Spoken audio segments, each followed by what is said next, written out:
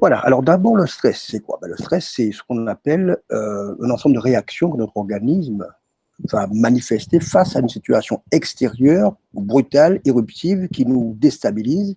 Alors on peut soit d'abord réagir de manière physiologique, notre corps va sécréter des hormones qui vont être stimulantes, mais qui vont nous stimuler soit pour nous faire avancer, soit pour nous bloquer. Et on va avoir également un comportement qui va être un comportement adaptatif, donc on va s'adapter à cette situation de crise ou pas.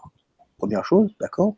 Par conséquent, il y a à la fois un lien entre la manière dont nous gérons la crise et la manière dont notre corps est capable de l'accepter. Donc, il y a vraiment cette notion d'adaptation psychologique, hormonale, comportementale. Deuxième point, et il faut savoir que le contexte de l'entreprise en général, le contexte de l'entreprise en général, en tout cas dans la conception française, il faut savoir que l'entreprise a une représentation inégalitaire. Pourquoi? De manière générale, on perçoit l'employeur comme étant celui qui est gros, ventripotent, gras et qui abuse de son salarié. C'est cette représentation qui est faite. Par conséquent, l'employeur doit toujours, je dirais, justifier de son comportement. Il y a une situation, donc, comme je l'ai dit, qui est inégalitaire. C'est-à-dire que dans le cas d'un harcèlement moral, le salarié va se plaindre de harcèlement moral et l'employeur devra justifier qu'il n'a pas harcelé, plus que le salarié devra prouver qu'il a été harcelé. Donc, il y a vraiment cette notion de l'égalité pour que nous soyons vraiment très au clair avec ça. Deuxième point, il y a la notion de l'injustice. En effet, quand on parle de stress au travail, 95% de la bibliographie évoque le stress du salarié et seulement 5% le stress du patron. J'ai d'ailleurs moi-même fait, dans le cadre de mon ouvrage qui s'appelle Psychologie des sociétés créoles, j'ai évoqué cette notion du stress du salarié, mais également celle de l'employeur. Et c'est extrêmement important parce que c'est lui qui est le capitaine du bateau, c'est lui qui doit discuter, c'est lui qui doit décider pour faire en sorte que les choses arrivent. Maintenant, le contexte. Troisième point du contexte, notre contexte créole. Le contexte créole, c'est ce que j'appelle la psychologie de la gestion de la pénurie. C'est-à-dire que nous sommes dans une société où on vous invite à manger, vous pouvez venir avec 2-3 personnes, il y aura toujours à manger pour tous. C'est-à-dire que dans notre société créole, on est habitué à gérer en anticipation, en prévision. Deuxième chose, on est habitué aussi à se contenter de peu. Petit morceau de pain, petit bout de l'eau. Par conséquent, en situation de crise, c'est extrêmement important cette capacité d'adaptation, de la mettre au service des entreprises, mais nos employeurs aussi fonctionnent dans cette notion de gestion de la crise. Je pourrais m'en expliquer tout à l'heure. Troisième point, je vais vous parler maintenant de les différents types d'employeurs possibles. Alors évidemment, cette liste n'est pas exhaustive. Également les différents types de salariés. Mais je vais prendre simplement trois employeurs possibles. Le premier employeur, c'est ce que j'appelle l'employeur insécure, c'est-à-dire qu'il a besoin de demander son avis à tout le monde, ses salariés, l'État, et il ne peut pas décider tout seul. Alors, c'est bien parce que ça veut dire qu'il fait peu de fautes, mais c'est pas bien parce qu'il manque de dynamisme et ses délais sont extrêmement longs et par conséquent, il aura du mal à s'adapter au stress parce qu'il va prendre trop de temps pour réfléchir, pour analyser et il va agir dans la panique. Deuxième, c'est celui de l'employeur qui est prévoyant, prévenant, qui a déjà anticipé, qui a l'habitude d'organiser, de penser, de vivre la crise et qui a déjà mis en place une organisation, presque on dit en temps de bataille. Et celui-là, effectivement, va plus facilement passer la crise parce qu'il a déjà dans son mode de fonctionnement mental et il a insufflé à ses collaborateurs la notion de l'anticipation, de la préparation.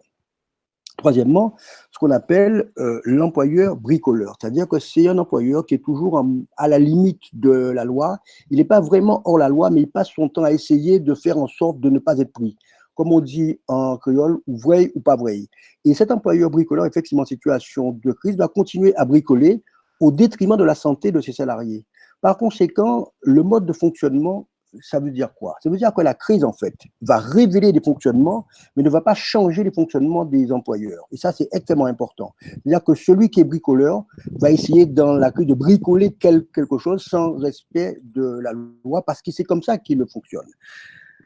Maintenant, le salarié en face. Nous avons aussi des salariés anxieux qui savent qu'ils ne pourront jamais gérer une entreprise et par conséquent, ils viennent travailler parce qu'ils savent que l'employeur offre une certaine sécurité. Ça, c'est l'employé assez classique qui, même en situation de crise, va solliciter l'employeur, va proposer ses services, va téléphoner, va tout faire, qu'il soit en télétravail ou directement. Le deuxième type de salarié, c'est ce qu'on appelle le salarié qui a un fonctionnement utilitaire. Je viens dans l'entreprise pour gagner mon salaire, je ne fais ni plus ni moins et surtout pas plus, je ne propose rien. Par contre, quand tout ce qui n'est pas fait comme je le veux, je le critique. Et ça, ce type, si vous voulez, de salarié, c'est celui qui a déjà sa boîte qui monte à côté et qui utilise les moyens de l'entreprise pour ses propres besoins. En situation de crise, celui-là, il ne faut pas compter sur lui parce que de toute façon, en général, on ne compte pas sur lui. Il a juste pour prendre son argent. Troisième, ce qu'on appelle le salarié, entre guillemets, un peu artiste. C'est-à-dire qu'il a beaucoup d'idées sur tout, il fonctionne beaucoup en théorie, mais dans le cadre de la pratique vraiment, il n'est pas vraiment dans la pratique, mais c'est quelqu'un qui a beaucoup d'idées, qui suggère beaucoup et qui a envie de faire que les choses avancent, même si c'est un peu irréaliste. Et c'est vrai que dans le cas, si vous voulez, de la situation de crise, l'employeur organisé pourra utiliser ces idées parce que comme elles foisonnent, il va prendre celles qui sont importantes pour faire avancer et les autres, il va les mettre de côté. Mais il y a une certaine production. Ce qu'il faut savoir, c'est que ce qu'on a montré là, pour ne prendre que ces trois types, ils ne travaillent pas toujours ensemble. C'est-à-dire qu'un employeur qui est justement bricoleur, qui travaille avec un salarié anxieux, va voir son entreprise prospérer, y compris en temps de crise, parce que le salarié va limiter la casse et va quelque part éviter les dérapages de son employeur. Dans le cadre d'un employeur qui serait, je dirais, donc prévoyant, qui serait, comme on l'a dit tout à l'heure, avec un salarié anxieux, ça matche très bien parce que justement, il sait qu'il peut compter sur lui et le salarié va faire au-delà, comme on dit en créole, va faire du sang sortir des pierres pendant la période de crise parce qu'il voudra que l'emploi continue et que l'entreprise fonctionne. Et cela, on peut compter sur eux. Par contre, dans le cas du salarié utilitaire, comme on l'a dit, l'entreprise fonctionne, il va s'assurer qu'elle fonctionne, qu'il puisse gagner son argent, mais il ne propose absolument rien. Et tout ce que l'on met en place, il le critique parce qu'il estime de toute façon que le patron ne respecte pas le droit. Il faut savoir que ce type de salariés, ce sont souvent ceux qui critiquent l'employeur. Et quand on parle de l'entreprise en Guadeloupe, c'est ça.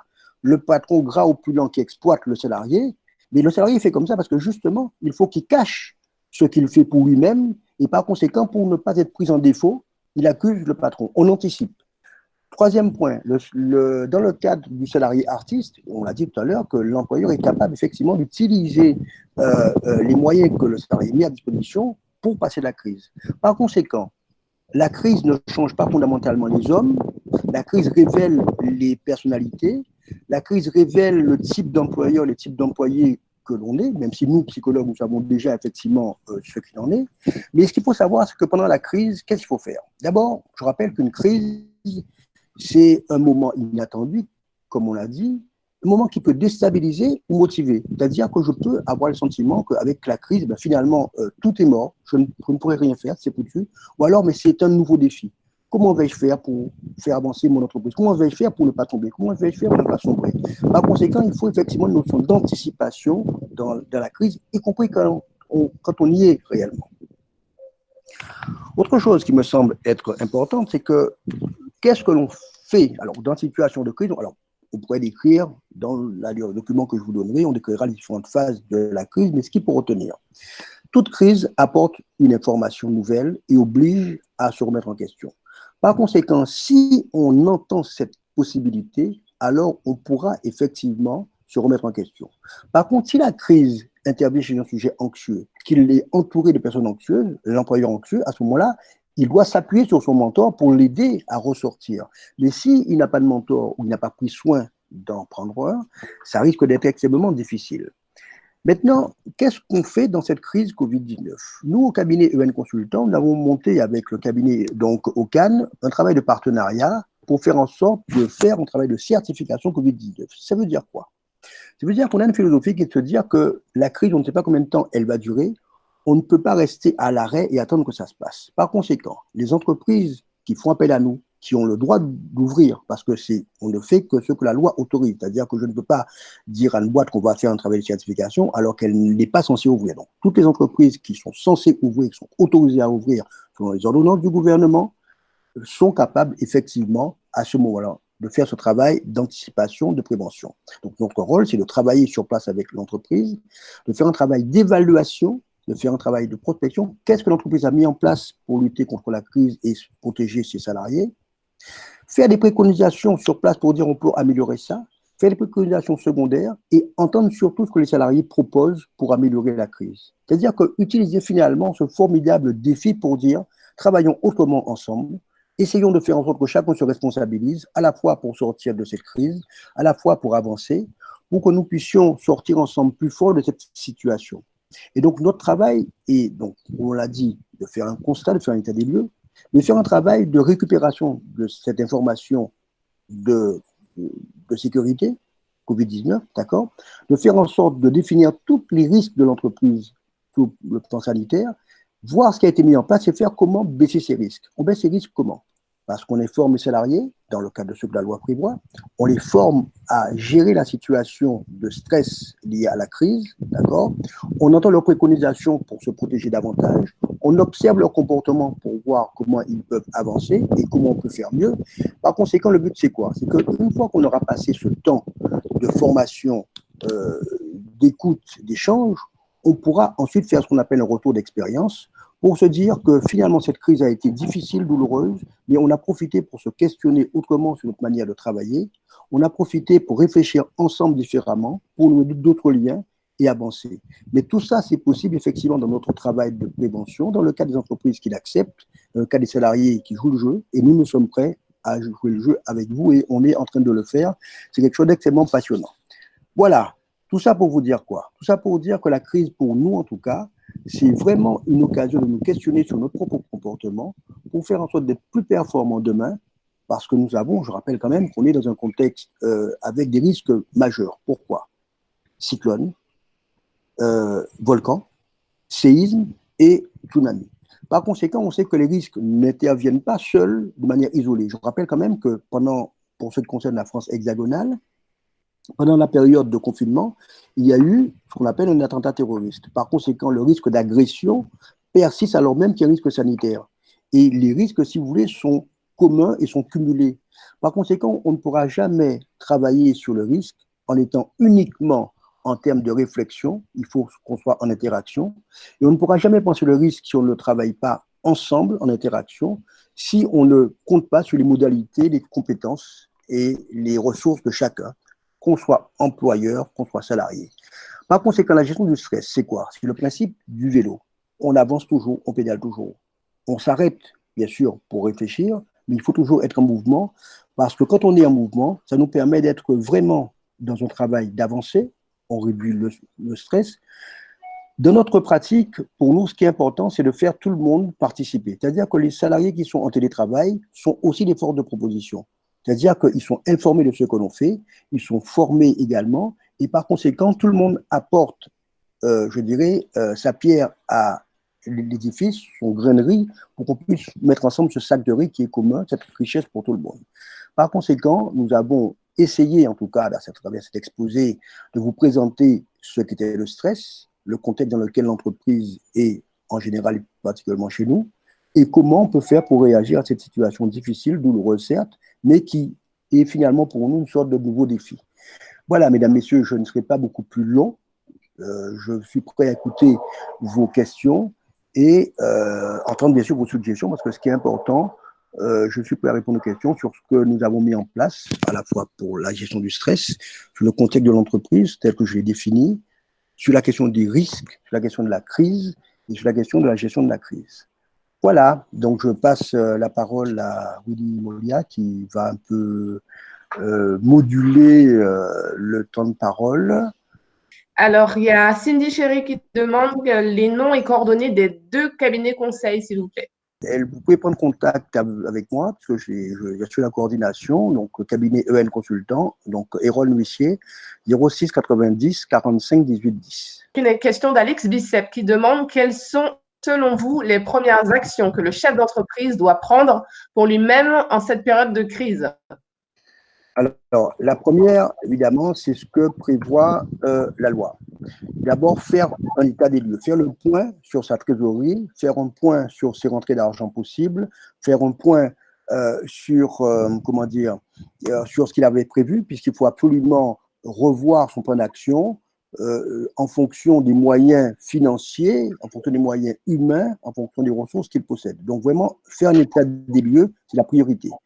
Deuxième chose, repenser, comme on dit en termes marins, réduire la voilure. On ne pourra pas faire ce qu'on avait prévu dans un mois actuellement, ni même dans 2-3 mois. Il faut revoir effectivement le redéploiement de l'action. Mais ce qui est prioritaire, avant tout, dans l'état des lieux, c'est de questionner ses salariés. Dites-nous dans la situation de crise actuelle, comment vous voyez ça, qu'est-ce que vous proposez? Est-ce que vous avez des propositions à faire? Et c'est à partir de cela Je rappelle que ce temps de concertation est extrêmement important parce que le chef d'entreprise doit se donner les moyens d'entendre les propositions et de ne retenir que celles qui peuvent faire avancer l'entreprise. Il propose une discussion, mais il décide. Je rappelle la phrase du général de Gaulle, la discussion est le fait de tous, la décision est le fait d'un seul. Par conséquent, le chef d'entreprise, c'est lui qui doit décider. Donc, on a une question de Naika Pichi-Hers. Comment transformer les émotions perturbantes en émotions constructives avec une équipe où certains ne sont pas très à l'aise avec le monde digital? Alors, ça, c'est quelque chose qui est extrêmement important. Je crois qu'il faut effectivement, dans un premier temps, limiter pour les personnes qui sont d'emblée la multiplication des messages digitaux. Mais ça veut dire aussi que justement, la crise, c'est ça. Profiter pour mettre en place une formation dans le digital. Et je rappelle que, y compris en situation de crise, puisque nous avons pris un certain nombre d'informations, mes collaborateurs et moi, ces actions de formation pourront être prises en charge par votre organisme de formation, ce qu'on appelle votre OPCO ou quel que soit le nom, la GFOS PME ou autre. Et par conséquent, profitez de cette opportunité pour former vos collaborateurs. Ce sera toujours un temps de travail et un temps de formation. Mais d'abord, faites une évaluation en termes, je dirais, quantitatifs, le niveau de formation en matière digitale.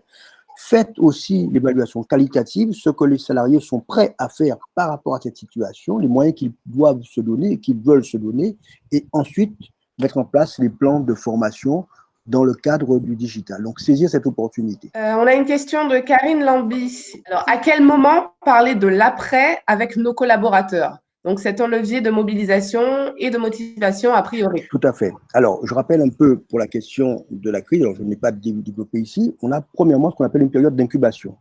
C'est-à-dire au moment où on a entendu parler du virus en Chine, en réalité, il est fort probable qu'il commençait à être incubé en France. On en a parlé vraiment que quand les cas ont explosé. Par conséquent, la notion, si vous voulez, de la crise, elle est avant qu'elle ne la voie. Ensuite, il y a ce qu'on appelle la troisième phase, la phase de l'urgence. On arrive, paniqué, qu'est-ce qu'il faut faire? Quatrième phase, la phase de construction. Et là, nous sommes actuellement dans cette quatrième phase, puisque l'incubation est passée, le développement brutal est passé, d'accord? Troisième moment, le moment de stress, de déstabilisation est passé. Maintenant, c'est le moment de la construction. Et c'est maintenant qu'il faut le faire. Il faut le faire comment? Il faut le faire de la manière suivante, toujours évaluer ce que nous avions prévu en tant que chef d'entreprise avec nos salariés. Nous avions des prévisions sur le mois, sur les 2 mois, sur les 3 mois ou les 6 mois prochains. Qu'est-ce que vous en pensez? Qu'est-ce que vous pensez qui est réalisable? C'est-à-dire, chacun dit, telle tâche, je pourrais la prendre, telle autre tâche, je pourrais la prendre.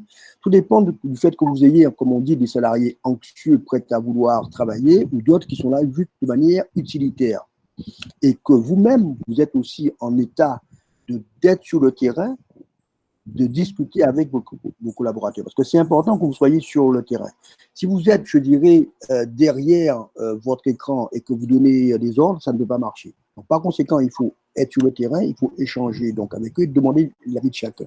Mais on peut déjà maintenant parler de l'après-crise. Pourquoi? Parce qu'on est en période de construction. Pour éviter de retomber dans la notion d'urgence, on est en construction maintenant, on prévoit pour les 3 prochains mois ce que l'on va faire. Et quand on sortira de cette crise, il faudra prévoir une formation à la gestion de crise pour justement éviter d'être déstabilisé. Mais ça veut dire que parler de sortie de crise, c'est déjà maintenant. C'est comment on gère la crise maintenant et ensuite comment on va sortir. Je rappelle aussi qu'on doit respecter les dispositions de l'État. Il est probable, alors pour ce qui nous concerne, 2 informations. Première information, c'est que le confinement ne se fera jamais de manière brutale et tout le monde ensemble. Donc, il y aura une progression. Deuxième point, on est en attente de manière très précise du cas de Saint-Barthélemy. On sait qu'il va y avoir des tests pour la population de Saint-Barth, comment ils réagissent, comment gérer le confinement pendant les tests et comment gérer l'après-confinement. Quand nous aurons, si vous voulez, des informations de cette étude expérimentale grandeur nature, ça nous donnera davantage d'éléments aussi sur comment gérer la sortie de crise. Donc, parler de la sortie de crise, oui, c'est important, il faut le faire dès maintenant. Il faut le faire aussi en fonction de l'évolution des informations. L'État nous donne des informations, mais on verra avec l'expérience de Saint-Barth. Et troisième chose, pensez aussi à mobiliser nos collaborateurs. Ils doivent être des forces de proposition. Et ça veut dire aussi qu'il faudra tirer des enseignements. Ceux qui se sont investis sur le champ de bataille, ben, ils seront récompensés et devront l'être. Ceux qui ne sont pas donc investis devront être aussi il faudra qu'on leur dise que vous ne vous êtes pas donc investi. Autant le général ne doit pas déserter le terrain, autant le soldat ne doit pas le faire non plus. On a une question de Naïka. Donc, par rapport à cette situation, quelles sont les limites du positionnement dans la relation professionnelle? Donc, elle précise qu'au sein de sa structure, elle fonctionne à 100% en télétravail, mais elle doit prendre en considération les contraintes personnelles de ses collaborateurs tout en restant efficace et réactive pour ses clients. Donc, trouver la juste balance est parfois compliqué. Tout à fait, c'est extrêmement compliqué. Pourquoi? D'abord, il faut rappeler, et ça je crois que l'opportunité m'en est donnée, que l'employeur est souvent quelqu'un qui est capable de faire le travail de l'ensemble de ses salariés, pas en même temps évidemment, mais qui a une compétence qui fait qu'il pourrait occuper tous les postes, contrairement aux salariés. Le chef d'entreprise, c'est celui qui a cette capacité, alors que le salarié ne l'a pas. Il faut aussi qu'on soit dans la réalité. Je crois que tout à l'heure, j'ai parlé de patron bricoleur, mais un patron est généralement quelqu'un qui est vertueux, qui est rigoureux, qui travaille et qui s'investit. Donc, les salariés doivent reconnaître cet investissement. Par conséquent, il faut qu'il y ait, je dirais, ce que j'appellerais ce présupposé de base, qui est la reconnaissance du travail fait par l'employeur et son investissement qui est souvent sans faille et très important par rapport aux autres salariés de manière générale, qui est plus important dans le temps et en plus de l'investissement financier. Donc, il faut qu'on reconnaisse ça et je tiens à le rappeler. Le deuxième élément, c'est dans le cadre du télétravail, trouver une organisation. C'est-à-dire qu'on va plus donner des tâches qu'un délai. Pourquoi? Parce qu'en télétravail, les gens sont chez eux. Par conséquent, ils doivent faire leur travail, mais ils doivent aussi gérer leur famille, que ce soit les enfants quand ils en ont, que ce soit les parents quand ils en ont donc avec eux, que ce soit d'autres, je dirais, dans le cadre de la relation avec les voisins. Donc, il faut donner un travail à réaliser avec un délai. Il faut expliquer également aux salariés, est-ce qu'ils sont capables, eux, de respecter les délais? Et s'ils sont capables de respecter les délais, leur dire, écoutez, habituellement, ce que vous faites en un jour, vous pouvez le faire en 2 jours, mais pas en 5 jours. C'est-à-dire qu'on doit tenir un certain nombre de délais. Parce que pour que l'entreprise puisse continuer à fonctionner, on peut, compte tenu des conditions de travail, augmenter le temps d'exécution, mais on ne peut pas augmenter de façon illimitée ce temps d'exécution. Il faut aussi que le salarié s'engage sur ce temps d'exécution. Par conséquent, on doit privilégier les tâches à faire et les délais que le salarié propose qui doivent être raisonnables et les délais que l'employeur propose qui doivent aussi être raisonnables. C'est vraiment une situation de concertation entre les deux. D'ailleurs, il y a une question très intéressante de Karine Lamby qui dit que cette situation me semble être une opportunité de rassemblement et de développement de la cohésion au sein de nos entreprises. Quoi mettre en place en particulier pour faire de cette situation un levier de cohésion pour l'avenir? Je dois rappeler quand même, en tout cas, je n'ai pas connu l'époque Saurin, mais on m'a raconté qu'à l'époque de Saurin, en Guadeloupe, on cultivait du riz et d'autres choses et on était ingénieux. Je rappelle quand même qu'en Guadeloupe, cette ingéniosité de la conception des masques, la conception de la solution hydroalcoolique se met en place. C'est-à-dire que la situation de crise est celle qui permet justement de voir émerger des ressources et des moyens et où on va révéler l'ingéniosité humaine. Et ça, je crois qu'il faut donner un coup de chapeau à cette solidarité, à cette ingéniosité chez nous et à cette volonté de collaborer ensemble. Donc déjà, la crise a été vraiment un élément de mobilisation. Deuxième chose, cette situation est importante, mais il faut la créer. C'est-à-dire que de manière générale, on est quand même dans une culture où les êtres humains sont assez individualistes. Par conséquent, s'il n'y a pas, je dirais, un ennemi commun qui est actuellement le Covid-19, la solidarité n'est pas systématique.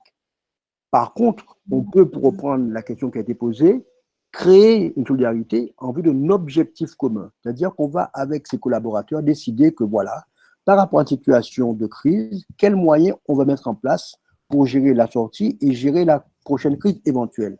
Par conséquent, il faut vraiment tracer ces propositions et prendre des décisions et échanger justement à travers la digitalisation, c'est-à-dire à travers les supports dématérialisés que nous avons pour faire avancer notre réflexion. Par conséquent, il est important que nous réfléchissions ensemble, que nous proposions ensemble pour justement faire avancer cette situation. C'est pour ça que notre pratique à nous, si vous voulez, en termes de certification Covid-19, c'est vraiment de dire que tout le monde est une force de proposition et qu'il faut que l'on écoute ces forces de proposition et qu'on développe cette capacité. Merci beaucoup à Naïka Pichi pour son petit mot. Voilà. Donc voilà. Elle précise aussi que c'est une situation inédite qui est aussi l'occasion de multiplier les signes de reconnaissance vis-à-vis de son équipe. Bien sûr, bien sûr. Et ça, je crois que c'est important, effectivement, pour l'employeur de valoriser ses collaborateurs qui s'impliquent fortement, c'est-à-dire les soldats qui sont sur le terrain et qui se battent donc avec ça, c'est extrêmement important. Et c'est pour ça qu'il faut valoriser mais aussi se rappeler et leur rappeler que ceux qui désertent le terrain, ben oui, il faut aussi qu'ils le sachent que dans cette période-là, ils ont eu un comportement qui n'a pas été acceptable. Parce que solidarité, c'est important, mais il faut que tout le monde s'y mette. J'ai une petite question. Est-ce qu'on a des exemples d'entreprises qui, on va dire, qui sont les bons élèves qui ont réussi à mettre en place une bonne gestion de crise? Et comment ça se passe sur le terrain? Alors, nous avons effectivement des exemples, mais que je ne donnerai pas parce que respect du secret professionnel. Si effectivement les entreprises veulent en parler, il n'y a aucune difficulté. Nous avons effectivement travaillé sur les entreprises. Alors, qu'est-ce qui s'est passé? Nous sommes arrivés, les entreprises ont fait appel à nous, donc voilà, dans le cadre du Covid-19, je suis autorisé à ouvrir, mais je veux ouvrir avec une sécurité pour mes salariés. Qu'est-ce qu'il faut mettre en place? On entend, on va sur place, on voit déjà ce que l'employeur a fait. Et ça aussi, cette notion de la préparation est importante. Tout employeur a fait une préparation, même si elle n'est pas la bonne, mais il a fait une préparation. Et notre travail, c'est justement de constater cette question pour l'aider à améliorer. Ensuite, on travaille avec les salariés pour dire, écoutez, voilà, ceux qui sont en télétravail, on leur pose la question par le biais d'Internet ou par le téléphone. Ceux qui ensuite viennent sur le terrain, on leur pose la question de savoir ce qui a été mis en place, qu'est-ce qu'ils en pensent et qu'est-ce qu'on pourrait faire pour améliorer la sécurité. C'est-à-dire qu'on recrée une dynamique d'échange et de communication dans le respect du cadre légal. C'est-à-dire qu'on ne peut pas faire moins que ce que la loi prévoit en matière de santé et sécurité au travail. On doit faire plus ce que la loi prévoit en matière de santé et sécurité au travail. Mais par contre, on doit le faire avec les salariés, on doit évaluer l'information donnée, est-ce qu'elle est bien comprise, est-ce qu'elle est juste, est-ce qu'elle est capable d'être appliquée par les visites inopinées. On va également faire une évaluation avec les salariés pour noter le dispositif de sécurité mis en place entre 0 et 10. Aujourd'hui, dans le cadre d'entreprises qu'on a travaillé, avec laquelle on travaille, pour laquelle on a trouvé une certification, les salariés nous disent qu'ils ont un sentiment de sécurité entre 7 et 9 sur 10, et que leur crainte aujourd'hui, c'est qu'ils se rendent compte finalement qu'à l'extérieur, ils sont moins protégés que dans leur entreprise. Et le but pour nous, c'est important ça. Il faut que les gens travaillent dans le sentiment de sécurité. Et ça, c'est quelque chose qui est extrêmement important. On a une question de Naïka. Oui, alors. Voilà, donc comment identifier le burn-out, notamment en contact avec les collaborateurs? Tout à fait. Alors, le burn-out, première chose, dans la question du contexte, en matière énergétique, il faut savoir qu'une crise comme celle-là est rapidement épuisante ou facilement épuisante. Il faut savoir qu'en termes de pression, c'est comme si vous avez fait 2 fois votre temps de travail. Quand vous avez fait 7 heures, c'est comme si vous avez fait 14 heures en travaillant avec le stress. Par conséquent, je pense qu'il faut déjà, et c'est un peu ce qu'on a vu lorsque c'est possible, avec une même équipe, faire en sorte de ne pas dépasser les amplitudes que prévoit la loi, mais même en termes d'usure. Donc ça, c'est important d'organiser, de repenser le temps. Deuxième élément, il est important de développer les échanges parce que le burn-out, c'est quoi? C'est avoir le sentiment que, premièrement, je m'épuise dans mon travail, que je n'ai pas de ressources, que je suis fatigué. Deuxièmement, avoir le sentiment que je ne reçois pas d'aide et de soutien de la part de mes collègues et de mon employeur.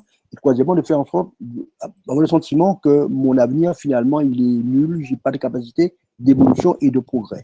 Alors que justement, on est capable de faire cette évaluation avec ce qu'on appelle l'échelle de Maslach, qui est une échelle qui est prévue pour cela. Mais dans le cas du Covid-19, ce qui est important pour nous, c'est justement d'éviter le burn-out. Faire en sorte qu'on puisse travailler ensemble. C'est-à-dire que si on respecte le temps de repos, si on travaille dans la concertation, si on explique bien ce qu'on en fait, qu'on est transparent et qu'on se concerte, alors il y a moins de pression et on peut mieux travailler.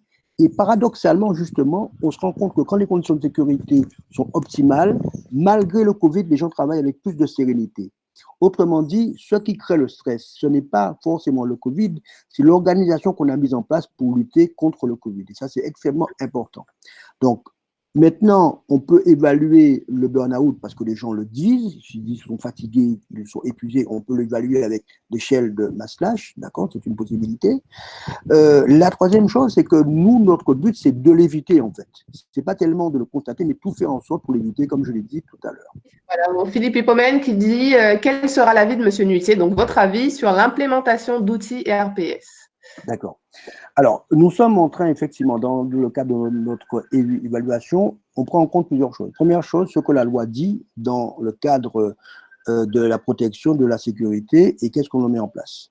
Deuxième chose que l'on fait, nous avons également l'évaluation des risques psychosociaux, en sachant que les risques psychosociaux, évidemment, sont, je dirais, tels qu'ils sont repérés de manière générale dans l'entreprise, c'est souvent, j'ai envie de dire, une sorte de boîte dans laquelle on va tout mettre. C'est-à-dire que parfois, le fait de dire à quelqu'un, de rappeler monsieur un tel, madame un tel, je vous rappelle que vous n'avez pas fait votre travail, les salariés le vivent comme étant une pression et peuvent dire qu'ils sont victimes de pression. Je rappelle que rappeler un salarié qui doit faire son travail n'est pas en soi un harcèlement moral. Je veux dire qu'il faut aussi qu'on puisse être payé, justement dans les conditions prévues par la loi, mais il faut aussi réaliser le travail en rapport avec l'argent que l'on vous donne et le contrat de travail que vous avez accepté. Donc, autrement dit, il faut quand même respecter la loi, mais pour nous, les risques psychosociaux, le but, c'est de les faire diminuer. Pourquoi? Parce que lorsque les gens vivent une situation de stress, c'est vrai qu'elle est déstabilisatrice, mais comme on l'a dit tout à l'heure, elle peut être aussi mobilisatrice. Et notre rôle à nous, c'est de faire en sorte de voir avec les personnes. Exemple simple, quelqu'un me dit, vous savez, moi, ce que je crains, c'est quand je suis devant mon ordinateur, c'est d'être dans un matériel qui n'a pas été décontaminé ou sur lequel il y aurait des traces de virus Covid-19. Eh ben, qu'est-ce qu'on fait? On voit avec l'employeur. Systématiquement, le matériel est décontaminé avant l'arrivée au travail ou le changement de groupe. Il y a l'équipe du matin et l'équipe de l'après-midi.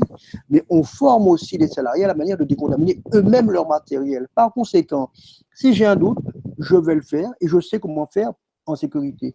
Par conséquent, le fait de travailler en sécurité et d'être actif dans son activité professionnelle fait qu'on diminue les risques psychosociaux. Ça ne veut pas dire qu'il n'y en a pas, mais le but pour nous, c'est de les faire diminuer.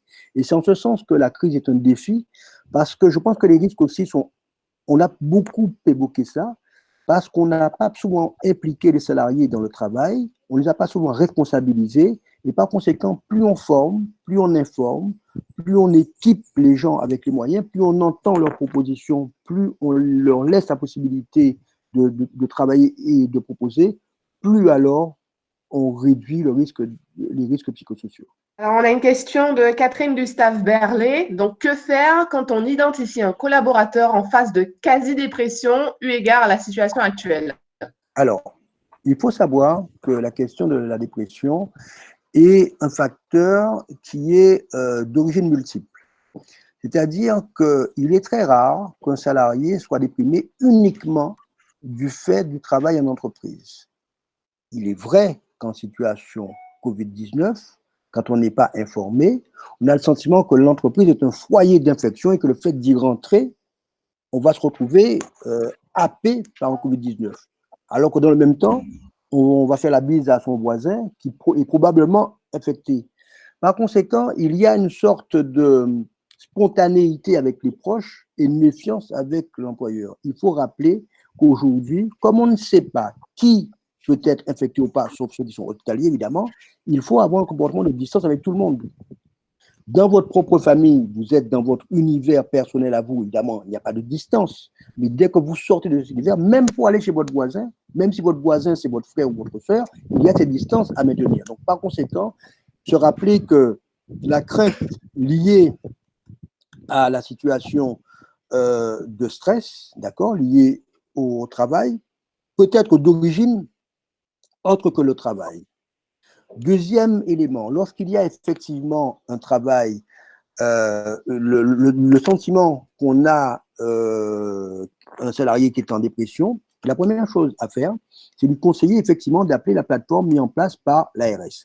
Pour ce qui nous concerne, dans le cadre de notre travail de prévention, d'accompagnement et de certification, nous avons mis en place, effectivement, il y a une collaboratrice qui s'occupe de l'écoute téléphonique, qui se fait soit avec Meet ou bien Zoom, avec le système sur Google pour échanger donc en direct, ou soit par téléphone. Donc, nous avons mis ça en place, mais il y a une plateforme effectivement mise en place par l'ARS pour la prise en charge des personnes. Donc, il faut diriger effectivement le salarié vers cette plateforme et à ce moment, les professionnels vont évaluer la dépression réelle ou pas et vont proposer une démarche à cette personne en retour.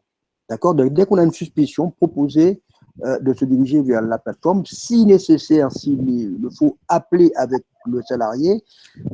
Mais bon, comme on est en télétravail, c'est un peu compliqué, mais il faut diriger cette personne vers la plateforme et surtout tracer. Madame Untel, Monsieur Untel, j'ai le sentiment que vous passez un moment donc difficile.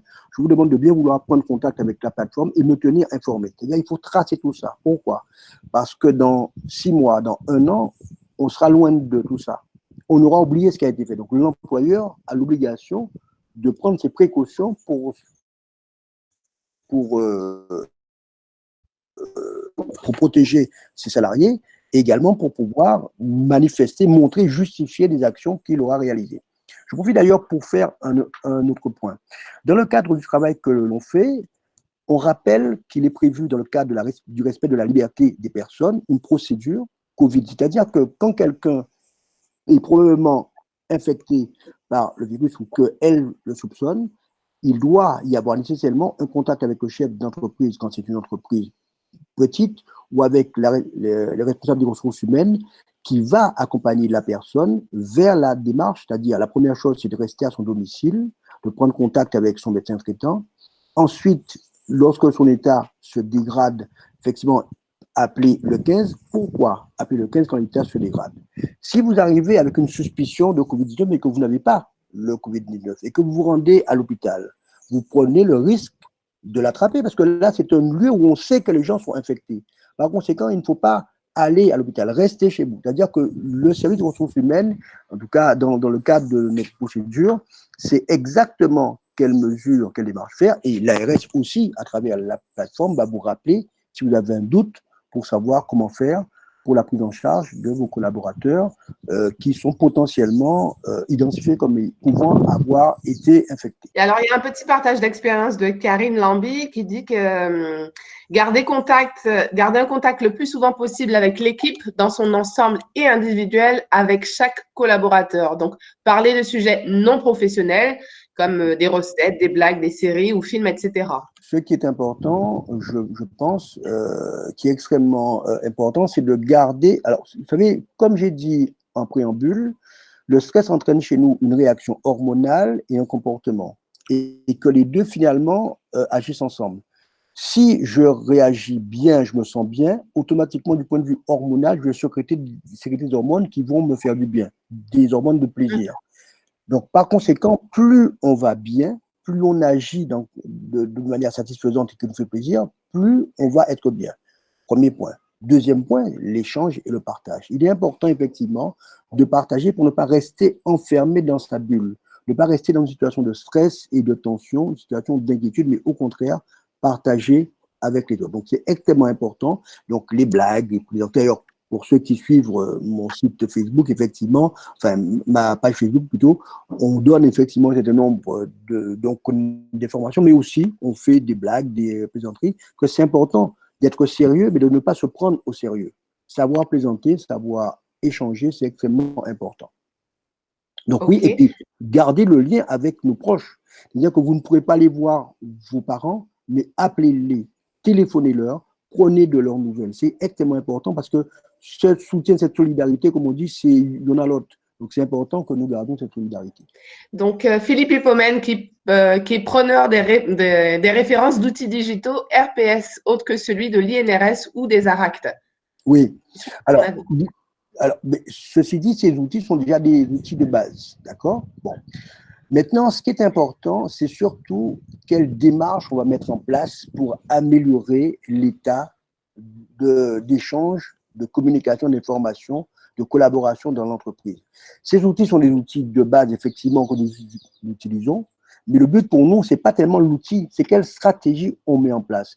Et ce qui, à mon avis, nous avons une valeur ajoutée, parce qu'on a des solutions originales pour faciliter les relations au sein de l'entreprise, pour faire en sorte que chacun se sente un collaborateur plein et qu'il puisse faire des propositions qui permettent d'avancer. On a un retour d'expérience de Naïka qui dit que le plus difficile pour moi pendant cette crise, c'est de respecter les équilibres biologiques, donc bien dormir, bien manger pour faciliter la continuité de la gestion de crise, être fort et montrer l'exemple à ses collaborateurs tout en se préservant et en gardant une communication plus fluide.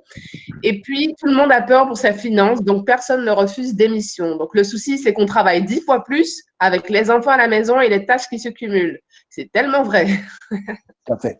Alors, c'est vrai que c'est une situation qui est importante et c'est aussi pour ça que nous mettons en place cette procédure pour se protéger et travailler en sécurité, parce qu'il n'est pas question, sous prétexte de gagner de l'argent, d'aller attraper un virus qui fait que votre santé va être en danger.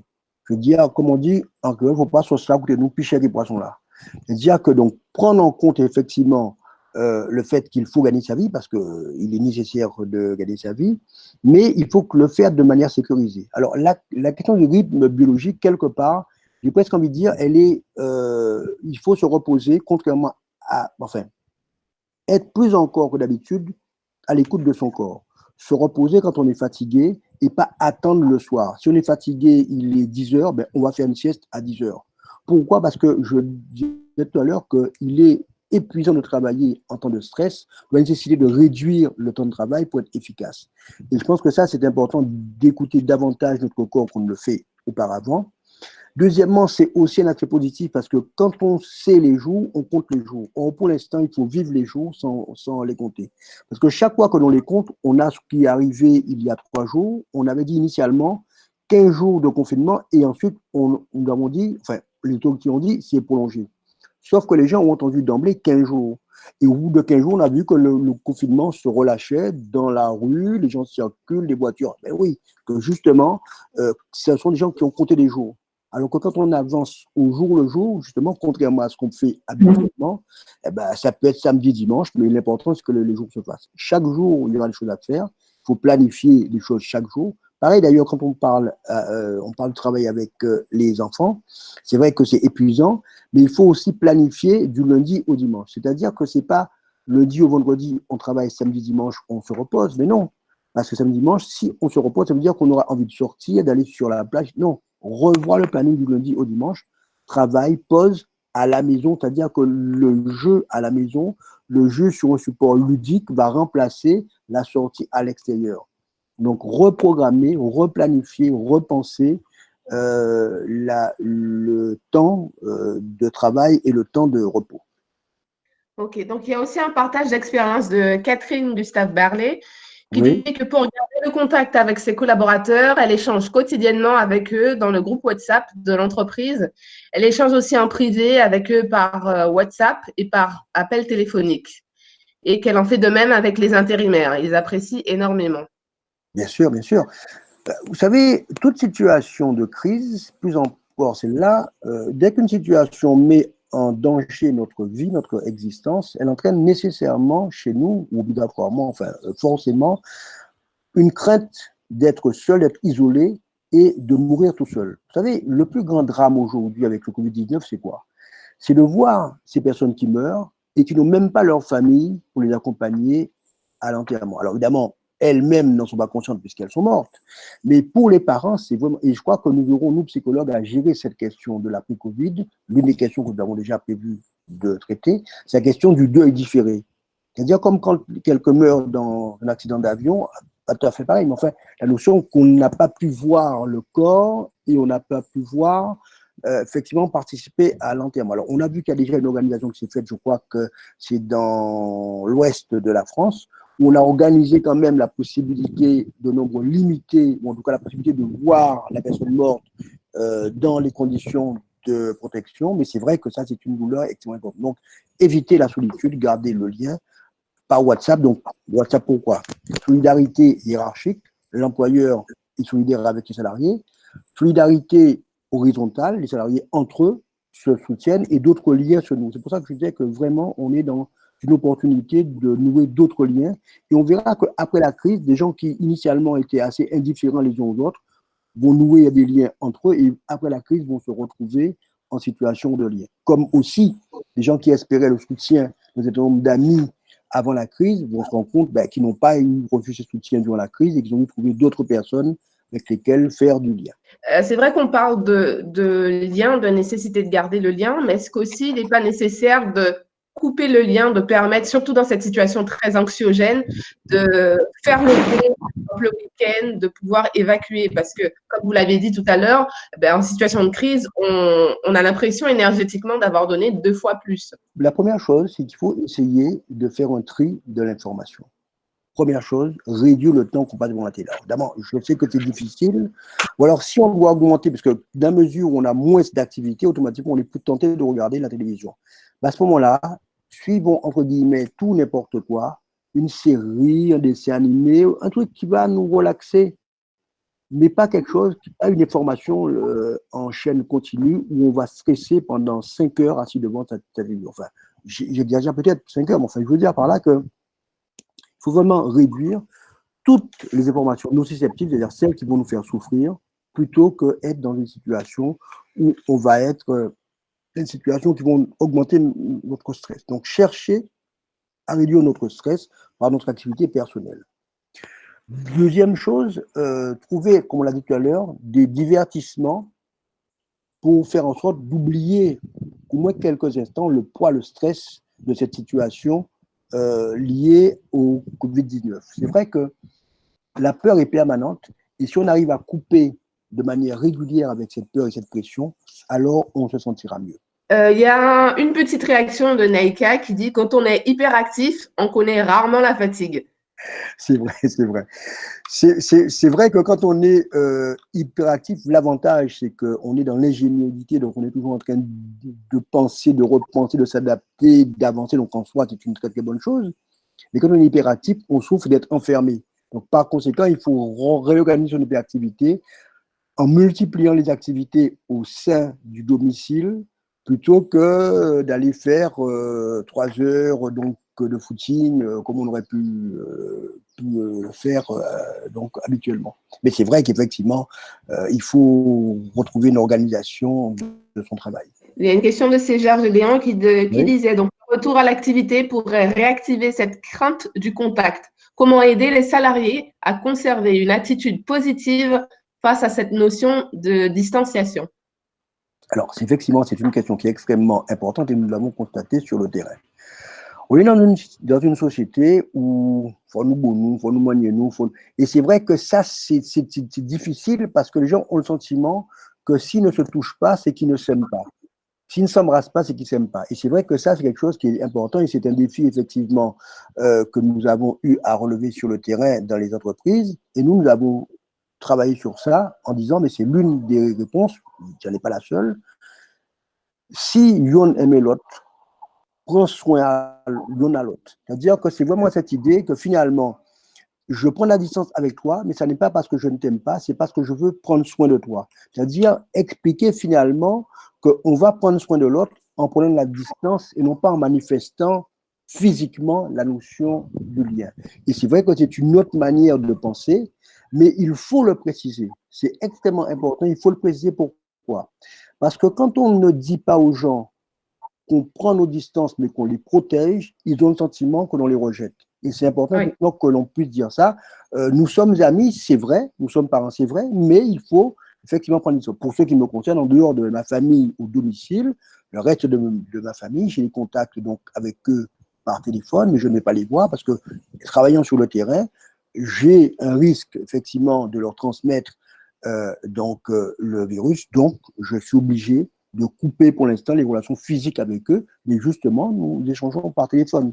Et c'est vrai que ça sont des choses que l'on a expliquées, vous expliquez ça, vos parents peuvent très bien comprendre, d'accord? Et c'est important qu'on puisse apprendre aussi à se dire que l'on s'aime en laissant la distance. Parce que, pourquoi? Souvent, on dit qu'on s'aime en étant toujours ensemble, alors qu'en réalité, on peut s'aimer en gardant toujours le lien, d'accord? Être ensemble physiquement, c'est pas forcément s'aimer, c'est être dépendant de l'autre. Alors que aimer l'autre, c'est pas vraiment être en dépendance. Donc, on aime ses parents, mais on n'est pas en dépendance avec eux. On va les appeler, on va prendre de leurs nouvelles plus régulièrement qu'on ne le fait habituellement, c'est vrai, parce qu'eux sont inquiets, mais que nous-mêmes, nous sommes inquiets, donc c'est normal. Mais on ne doit pas être dans ce contact physique parce que le risque de les contaminer est réel, ou le risque d'être contaminé par eux est aussi important. Merci beaucoup à Karine Lamby pour ses encouragements. Merci beaucoup à Mylène Paul pour ses encouragements. Merci beaucoup à Mme Célia Gélion pour ses encouragements. Je suis très content. En tout cas, l'idée, c'est qu'on ait pu. Merci à Isabelle Galpin-Lamar de ses encouragements. Je crois que c'est important. Et puis, merci surtout à vous toutes et à vous tous d'être présents en ce moment. Vous savez, c'est ensemble que nous allons faire un travail important. Chacun de nous est capable de faire des propositions. Merci également à Nathalie Marival, merci à Didier Chelza, merci à Nathalie Robinet. Vraiment, je suis très... Vous savez, ça aussi c'est important parce que l'idée c'est de préparer quelque chose pour vous le présenter, mais c'est important aussi d'entendre vos retours et vos questions, car nous nous enrichissons au cours de ces échanges. Donc c'est extrêmement important. Eliane Randé-Molza, merci beaucoup de ce soutien. Merci à Naïka Pichiayer.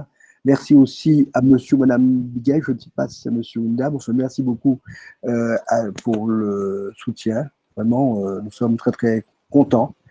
Et merci à Jean-Yves Bonner. Merci à monsieur, madame Racon. C'est vraiment très, très important.